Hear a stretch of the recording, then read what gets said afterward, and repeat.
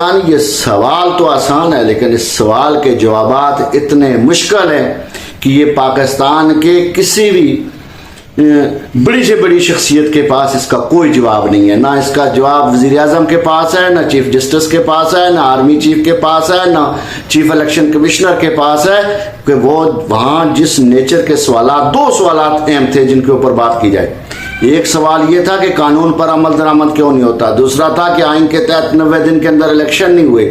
ایک سوال یہ تھا کہ کیا الیکشن، آنے والے الیکشن جو ہے وہ کراچی کی طرح کے ہوں گے کہ لوگ ووٹ کسی اور کو دیں، مینڈیٹ کسی اور کو دیں اور عہدہ کوئی اور اکوپائی کر لیں اور یہ مینڈیٹ تبدیل کر دیا جائے. یہ بنیادی سوالات ہیں. یہ دو سوالات جو ہیں جب تک ان کے جوابات نہیں آئیں گے، عقل مند آدمی اس وقت تک سوال کرنے والے کو فاتح قرار دیتا رہے گا. لہذا کل کے فاتح لمز یونیورسٹی کے وہ طالب علم ہی ہیں